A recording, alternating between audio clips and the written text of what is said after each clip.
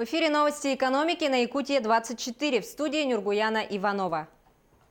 Президент Владимир Путин подписал закон, вносящий изменения в 2 статьи Жилищного кодекса. Он освобождает россиян от обязанности доказывать отсутствие у них долгов по ЖКХ для получения субсидий на оплату коммунальных услуг. Изменения вступят в силу лишь с 2021 года, потому что пока государственная информационная система жилищно-коммунального хозяйства функционирует не в полном режиме. В новом законе также сохраняется норма, по которой субсидии и компенсации не смогут получать люди, у которых есть непогашенная задолженность по оплате жилищно-коммунальных услуг, подтвержденная судом. Совместная работа в освоении нефти и газа в Арктике и на Дальнем Востоке может стать новой точкой развития сотрудничества России и Китая. Новыми точками роста российско-китайского сотрудничества могут стать совместное освоение нефтегазовых ресурсов шельфа Арктики и Дальнего Востока России и развитие судоходства по Северному морскому пути, заявил глава Роснефти Игорь Сечин, выступая на российско-китайском энергетическом бизнес-форуме. Повышение налога на добавленную стоимость в России с 1 января 2019 года является фактором краткосрочного влияния на инфляцию, но может иметь и длительные эффекты.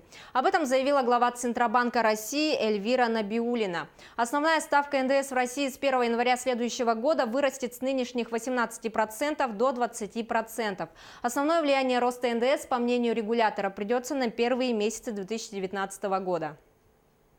Есть особенности нынешнего уровня развития нашей экономики, финансовой системы, то, что у нас не заякоренные инфляционные ожидания. Мы оцениваем эффекты повышения НДС, которые по сути являются факторами краткого действия, но могут иметь длительные эффекты, сказала глава Центробанка. Компания «Аэрофлот» с 27 ноября увеличила топливный сбор. На внутренних рейсах комфорт и эконом-классах увеличение составит 200 рублей, а для билетов бизнес-класса – 400 рублей.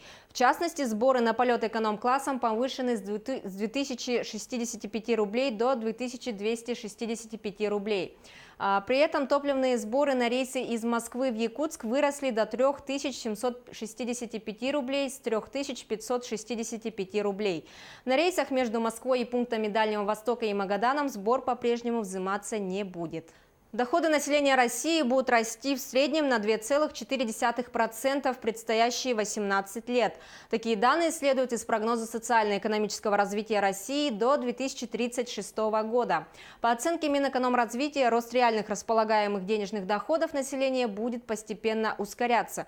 Это позволит увеличить реальные доходы россиян в 1,5 раза к уровню 2018 года.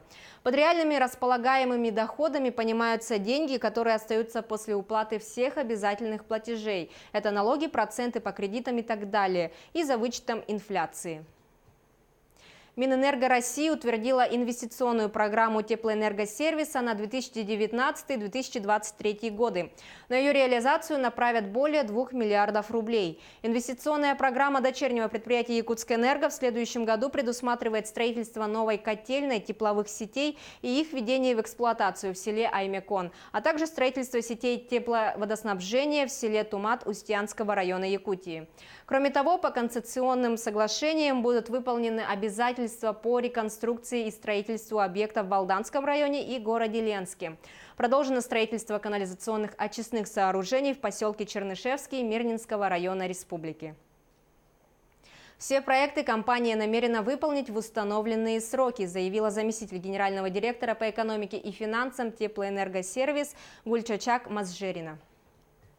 В городах Якутии потребляют больше рыбы, чем в селах. По итогам 2017 года городское население употребило больше сельского на 7 килограмм.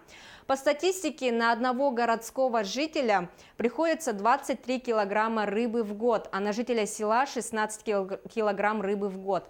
За последние 18 лет в Якутии возросло среднедушевое потребление в год рыбы и рыбных продуктов на 6 килограмм.